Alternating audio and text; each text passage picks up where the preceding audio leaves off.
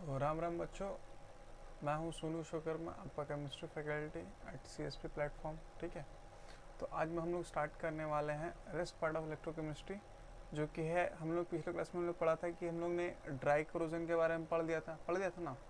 तो आज हम स्टार्ट करने वाले हैं वेट क्रोजन। किसके बारे में? वेट क्रोजन के बाद हम लोग आज स्टार्ट करने वाले हैं। तो चलो देखते हैं। अब देखो, हम लोगों ने ड्राई क्रोजन में पढ़ा था कि डायरेक्टली क्या होता है, एटमॉस्फेयर कॉन्टेक्ट में होता है। लेकिन यहाँ पर क्या होता है, वेट क्रोजन। तो बोलने ही समझ में आ रहा है क्या वो पहली चीज़ तो क्या वो वेट, क्या वेट के बारे में बात हो रहा है।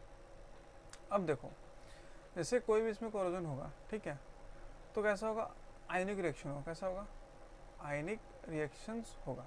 कैसा होगा, आयनिक रिएक्शंस होगा। अब देखो, जैसे ही दो डिसिमिलर मेटल्स हैं, जैसे ही दो सिमिलर मेटल्स हैं कांटेक्ट में आते हैं दोनों इच अदर से, ठीक है, in the presence of conducting medium, ठीक है, कंडक्टिंग मीडियम, ठीक है।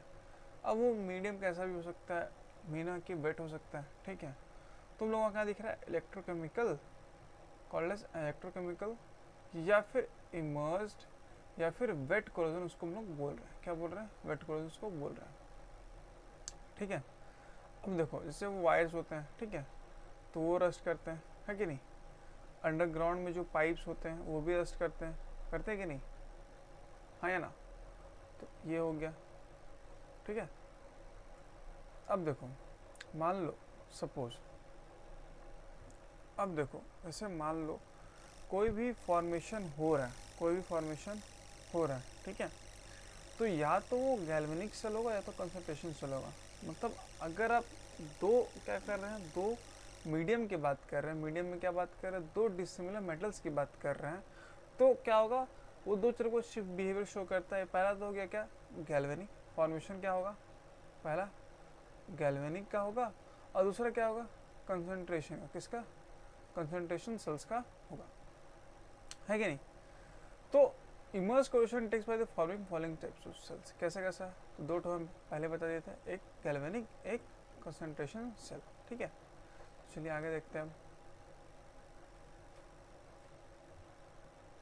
पहला देखते हैं गैल्वेनिक सेल। कैसा, गैल्वेनिक। अब देखो, इसमें सीधा सीधा कह रहा है कि जो टू डिसिमिलर मेटल्स कोई भी सकते हैं, सी हो गया, Zn हो गया, Fe हो गया, कोई भी मेटल्स हैं, ठीक है, कांटेक्ट में आते हैं, ठीक है, इच अदर। तो क्या होगा कि प्रेजेंस ऑफ लिक्विड होगा, मीडियम, और या फिर मॉइस्ट होगा, एयर होगा, ठीक है। तो क्या हुआ कि इसमें क्या हुआ, इन दिस जो गैल्वेनिक सेल है उसमें क्या होगा, मोर एक्टिव होगा, ठीक है। अब देखो, metals act as anode, metal act as anode, corrosion में पहुंचता है, अंडरगोस, वाइल जो लेस एक्टिव मेटल्स हो कहाँ पर होता है, कैथोड में, ठीक है। Due to galvanic cell action, due to the galvanic cell action के थ्रू ये चीज़ देखने को हम लोग को मिलता है। तो जैसे रस्टिंग ऑफ पाइप्स, ठीक है, रस्टिंग ऑफ पाइप्स में क्या होता है कि जो मोर एक्टिव मेटल्स होते हैं वो किसके पास जाते हैं, एनोड के पास, और जो लेस एक्टिव मेटल्स होते हैं वो किसके पास जाता है, कैथोड के पास। किस पास जाता है, कैथोड के पास जाते हैं, ठीक है। पहले तो एक बात किसके हम लोग गैल्वेनिक सेल्स के बारे में बात कर लिया। अब नेक्स्ट लोग बात करेंगे कंसंट्रेशन, किसके बारे में, कंसंट्रेशन, किसके बारे में, कंसंट्रेशन सेल्स के बारे में लोग बात करेंगे, है कि नहीं। इसके बारे में, कंसंट्रेशन सेल्स के बारे में लोग बात करेंगे। तो अब देखो, इसमें क्या होता है कि जो सिंगल मेटल है, क्या सिंगल मेटल है, वो कांटेक्ट होते हैं बहुत सारे डिफरेंट एटमॉस्फेयर कंडीशंस में, या फिर मेटल से बोलो, इन डिफरेंशियल, ठीक है। क्या स्पेलिंग यहाँ मिस्टेक है, रुक जाओ, स्पेलिंग यहाँ पर मिस्टेक है, स्पेलिंग यहाँ पर मिस्टेक है, तो वहाँ पर लिखा हुआ है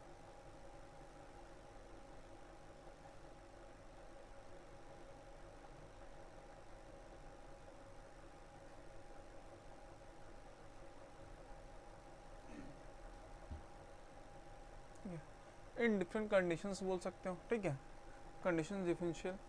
तो सब लोग क्या बोल रहे हैं, कंसंट्रेशन सेल्स बोल रहे हैं, क्या बोल रहे हैं, कंसंट्रेशन सेल बोल रहे हैं, ठीक है। अब देखो, इसमें क्या होता है, जो लेस ऑक्सीनेटेड एरियाज होते हैं, एक्ट एज एनोड। जहाँ पर ऑक्सीनेटेड एरिया का एरिया कम हो वहाँ पर क्या एक्ट होता है, एनोड। वहाँ पर क्या होता है, एनोड। क्या होता है, एनोड होता है। और बाकी सारे एरिया में क्या होता है, कैथोड। And remain unaffected. जहाँ ऑक्सीजन ना होगा, जहाँ ऑक्सीडेटेड ना होगा, जहाँ ऑक्सीडेशन ना होगा, तो जाहिर सा बात है कि यहाँ पर कोरोजन नहीं होगा। वहीं पर जहाँ पर कैथोड है, कैथोड में क्या होता है, जो भी एरियाज होते हैं वो ऑक्सीडेटेड नहीं होते हैं इसमें, तो क्या होता है, वो अनअफेक्टेड। क्या होता है, अनअफेक्टेड होता है। अब देखो जो मेटल्स होते हैं, आयन कंसंट्रेशन होता है, there area of metal in contact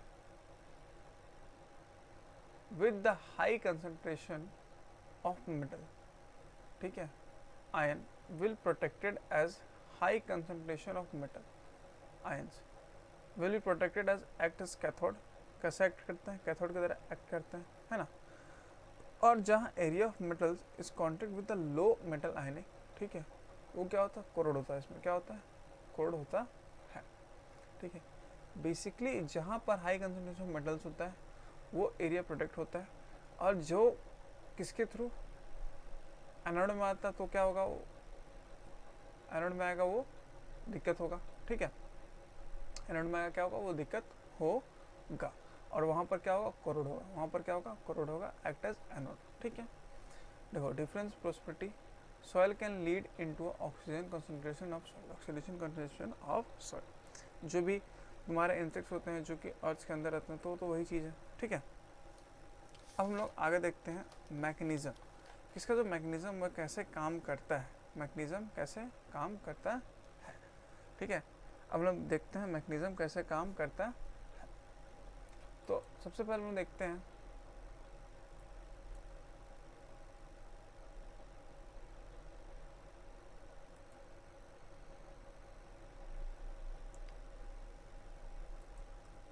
ठीक है, वेट कोरोजन में पहले हम लोग देखते हैं आपका गैल्वेनिक सेल का, किसका देखते हैं, गैल्वेनिक सेल का एक्शन देखते हैं, फिर हम लोग देखेंगे किसका, कंसंट्रेशन का। अब देखो सपोज मान लो कि एक स्टील टैंक हम लोग लिए हैं कंटेनिंग इंडस्ट्रियल वेस्ट होगा, उसमें एसिडिक, तो HCl हो गया, HI हो गया, सब सब है, ठीक है।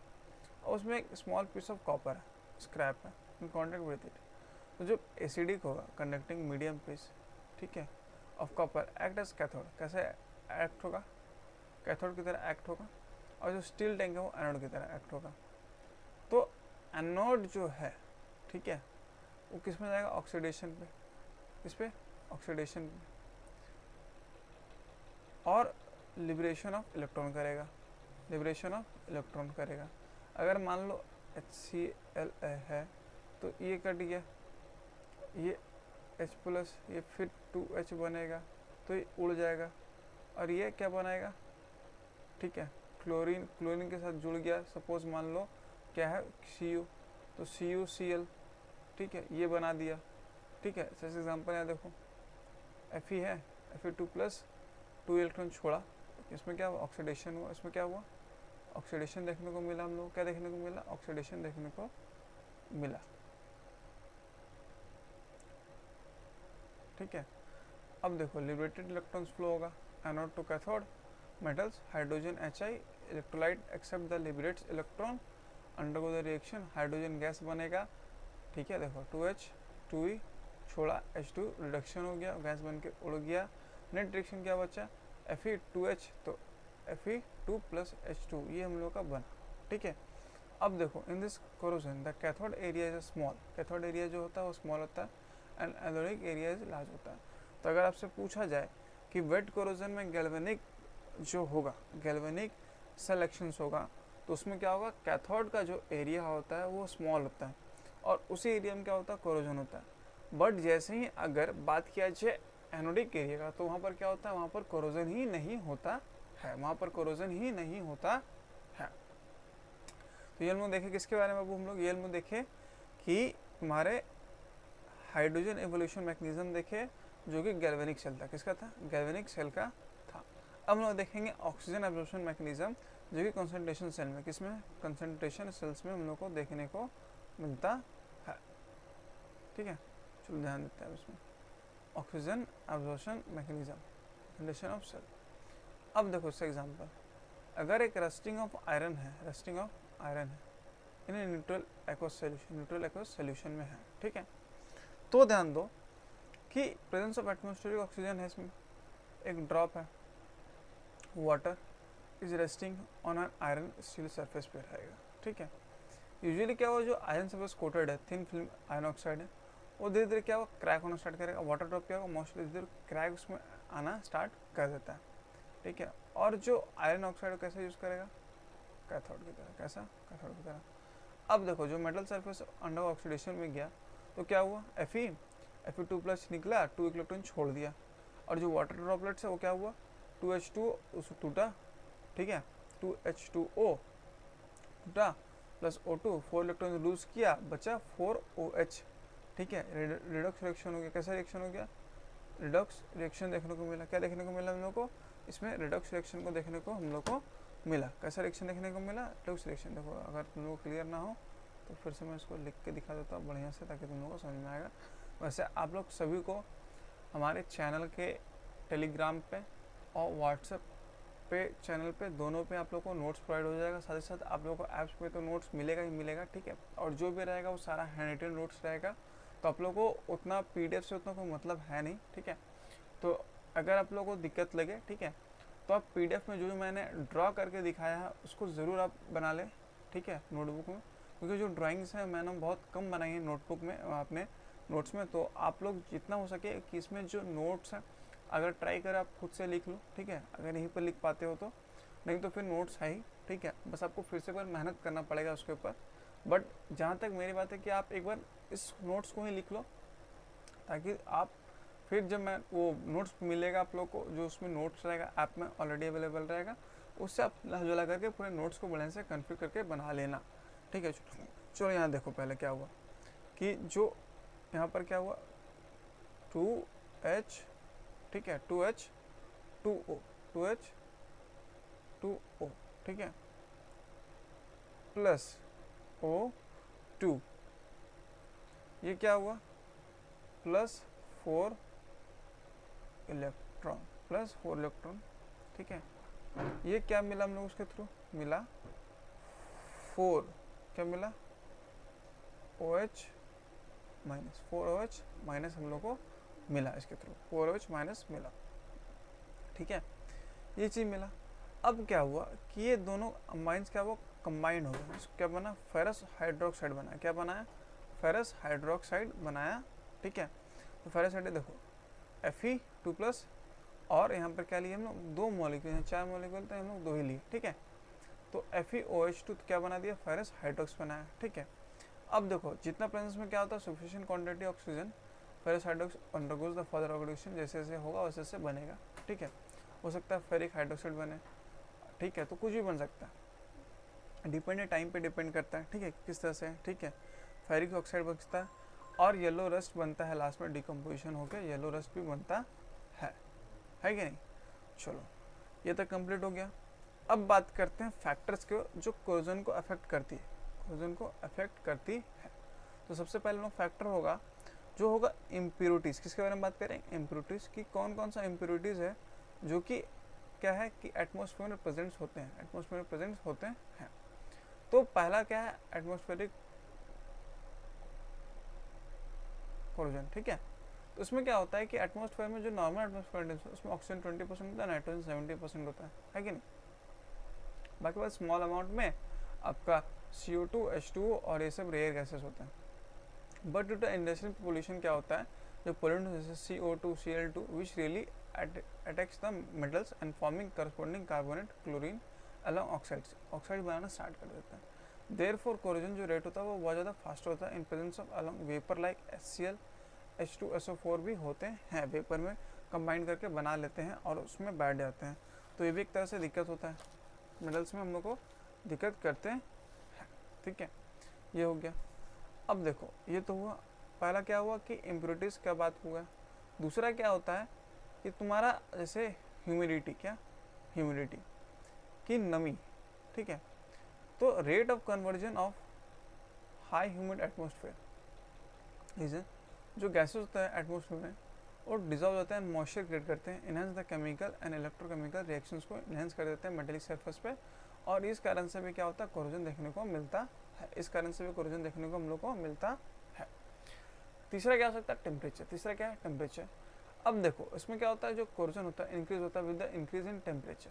अ passive metal becomes an active and high temperature. Suppose देख लो, पानी पड़ा, ठीक है, पानी पड़ा, फिर उस पर धूप लगा, फिर पानी पड़ा, फिर धूप लगा, फिर पानी पड़ा, फिर धूप लगा, तो धीरे धीरे क्या होता है, उसमें पोर्स बनना स्टार्ट हो जाते हैं। पोर्स बनते बनते क्या हो जाता है कि वो धीरे धीरे इफेक्ट करने लगता है, और ये भी टेम्परेचर भी एक बहुत बड़ा इफेक्ट देता है।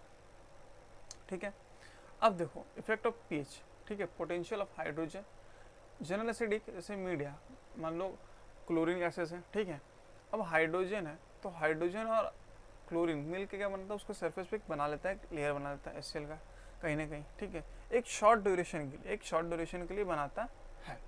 तो इस कारण से भी क्या होता है कि जो कोरोसिव एजेंट्स क्या होता है, अल्कलाइन, ठीक है, न्यूट्रल मीडियम होता है, कभी कभी बहुत ज़्यादा उसमें कोरोड का भी काम कर देते हैं।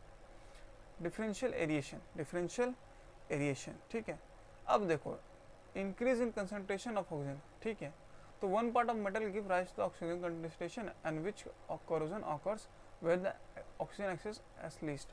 अब देखो क्या होता है कि बहुत ज़्यादा ऑक्सीजनेटेड होता है, ठीक है, मेटल सरफेस पे आ रहा है, तो धीरे धीरे क्या होता है कि उसमें क्या होता है कि अफेक्ट करने लगता है, अफेक्ट करने लगता है। ठीक है, ये सब भी हो गया डिफरेंशियल एरिएशन। अब देखो ये तो हमने देख लिया कि जो फैक्टर्स है अफेक्टिंग कोरोजन में होता है, ठीक है, तो कहीं ना कहीं और भी होगा फैक्टर्स। ठीक है, तो पहले तो हम लोग देख रहे हैं कि जो हम लोग क्या देखा, कोरोजन का अफेक्टिंग देखा, देखा कि नहीं। अब देखो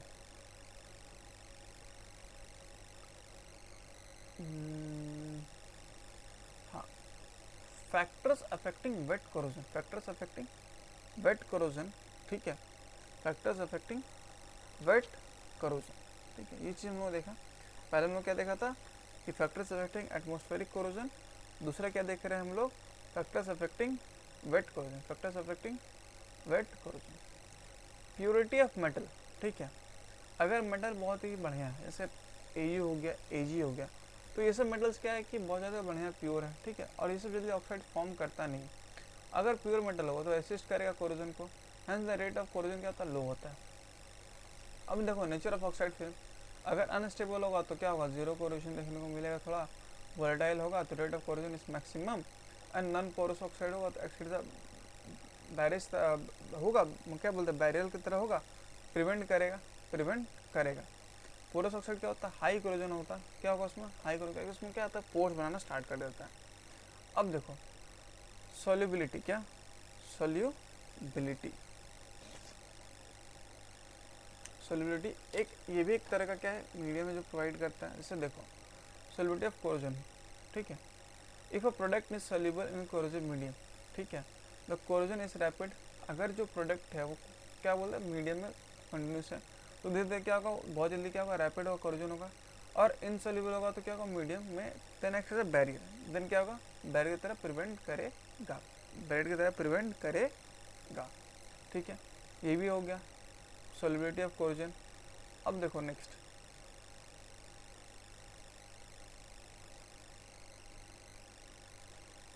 देखो क्या है कि जो पोजीशन ऑफ मेटल्स है, पोजीशन ऑफ मेटल्स है गैल्वेनिक सीरीज में, हायर पोजीशन होगा तो हायर ऑक्सीडेशन पोटेंशियल होगा और कोरोड इजीली होगा, लेकिन जहाँ लोअर होगा क्या होगा, लोअर होगा तो क्या होगा, लोअर होगा टेंडेंसी टू कोरोड।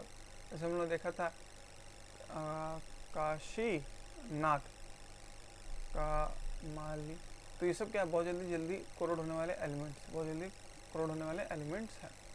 पीएच भी बहुत इफेक्ट करता है, अगर मान लो डायरेक्टली प्रोपोर्शनल होगा हाइड्रोजन आयन कंसंट्रेशन में, अगर मान लो कोई सरफेस है, ठीक है, सोडियम का सरफेस है, सराउंडिंग में क्या होता है, हाइड्रोजन होते हैं, क्लोरीन होते हैं, अगर ये दोनों कंबाइन करके इस पर बैठ रहा है, तो बैठ रहा है तो क्या करेगा, पोर्स क्रिएट करेगा, धीरे धीरे क्या करेगा, कोरोड होना स्टार्ट कर देगा, धीरे धीरे कोरोड करना स्टार्ट कर देगा, वो भी रैपिड में। ठीक है, अब देखो हम लोग बात करने वाले कोरोजन कंट्रोल का, कि कोरोजन को कैसे कंट्रोल किया जा सकता है।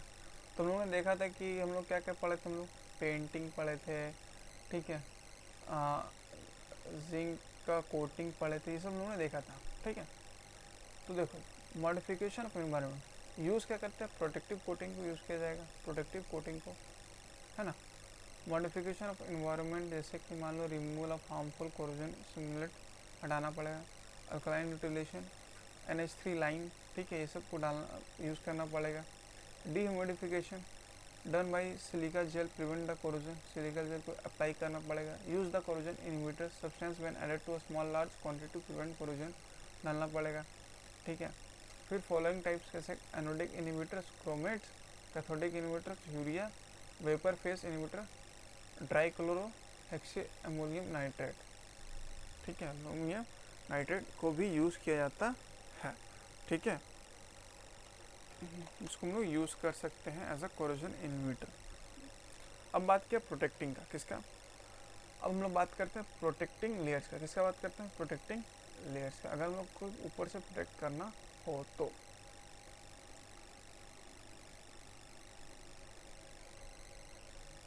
ठीक है, तो हम लोग क्या कर सकते हैं, टाइनिंग, क्या कर सकते हैं, टिनिंग, क्या कर सकते हैं, टिनिंग। इसमें मेटल कोटिंग होता है, क्या होता है, एक तरह का मेटल कोटिंग है, एक तरह का मेटल कोटिंग है। इन दिस क्या होता है कि टिन का कोटिंग होता है, टिन का कोटिंग होता है, ठीक है। In the process of steel a thin and uniform coat to tin prevent the corrosion. इसमें बहुत ज़्यादा पतला क्या आता है, टिन का कोटिंग चढ़ाया जाता है। इसमें एडवांटेज क्या होता है कि इम्प्रूव करता है कोरोजन रेसिस्टेंस को।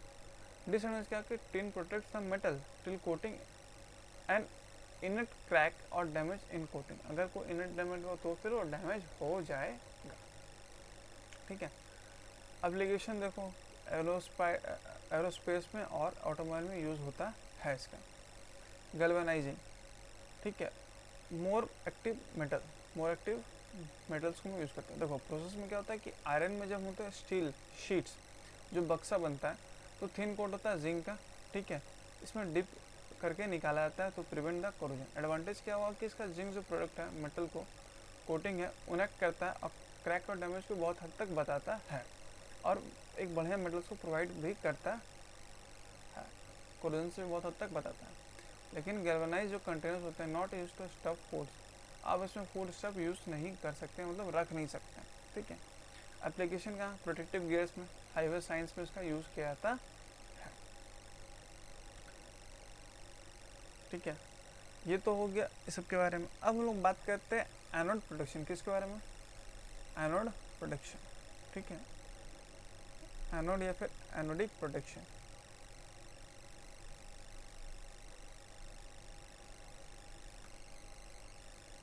ठीक है, एनोडिक प्रोटेक्शन। अब देखो इसमें क्या होगा कि prevention of corrosion by using impressed anodic current, किसका, एनोडिक करंट से हम लोग एनोड को कह सकते हैं, बचा सकते हैं। इसमें क्या होगा कि लो ऑपरेटिंग कॉस्ट है और हाई इंस्टॉलिंग कॉस्ट रिक्वायर्ड होता है। इसका डिसएडवांटेज क्या है कि ऑपरेटिंग कॉस्ट तो कम है लेकिन क्या होता है कि हाई इंस्टॉलिंग रिक्वायर्ड होता है, इसीलिए बहुत जन उसको यूज़ नहीं कर पाते। कैथोडिक जो प्रोटेक्शन होता है done by supplying E metals structure protective types जैसे sacrificial anodic protection, the article to protect the connect to more active metals which behaves as an anode undergoes the corrosion leaving behind the article protected।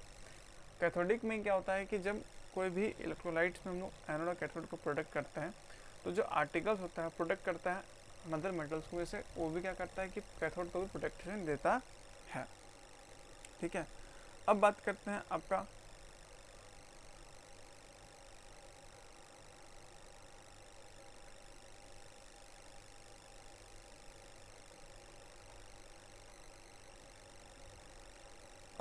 Applications का, किसका, applications का बात करते हैं, ठीक है। Spelling को ध्यान देते ना, protection from a marine corrosion, ठीक है, केबल्स का एडवांटेज लो इंस्टॉलिंग कॉस्ट होता है लेकिन हाई स्टार्टिंग करंट होता है इसमें रिक्वायर्ड होता है ताकि इसको बढ़िया से मेंटेन किया जा सके, ठीक है। फिर हो गया इम्प्रेस्ड करंट कैथोडिक प्रोटेक्शन, किसका, इम्प्रेस्ड करंट कैथोडिक प्रोटेक्शन में यूज़ किया जाता है। इसमें क्या होता है कि करंट अप्लाइड होता है अपोजिट डायरेक्शन में, ठीक है, नलीफाई कर देता है उसको, मतलब उसका जो इलेक्ट्रॉन्स उसमें बहुत ज़्यादा नल कर दिया जाता है। कोरोजन जो करंट होता है and convert the corroding metal iron from a anode to the cathode, जो कोरोडिंग मेटल होगा उसको किसमें किया जाता है, metal to anode to the cathode किया जाता है। एप्लीकेशन आ जाता है सर देखो, प्रोडक्शन के लिए टेक्निक्स में से partially use for large structures for long term operations के लिए इसको यूज़ किया जाता है, लॉन्ग टर्म ऑपरेशंस के लिए इसको यूज़ किया जाता है। ठीक है, अब बात करते हैं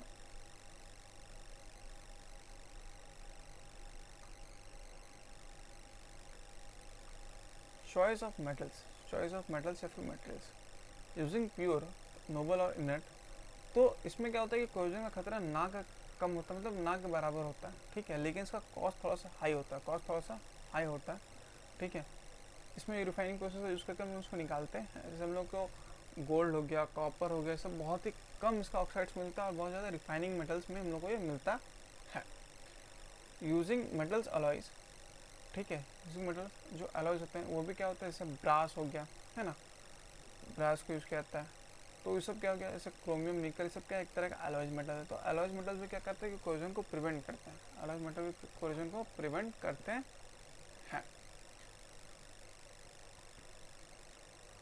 चलो, आप लोग का ये चैप्टर यहाँ पर कंप्लीट हो गया। ठीक है, हम लोगों ने इलेक्ट्रोकेमिस्ट्री कंप्लीट कर चुका है। अब लोग नेक्स्ट चैप्टर पे ध्यान देंगे, ठीक है, जो कि हो सकता है केमिकल बॉन्डिंग। ठीक है, केमिकल बॉन्डिंग। तो मिलते हैं नेक्स्ट चैप्टर और नेक्स्ट सेशन में। ठीक है, आज के लिए इतना ही।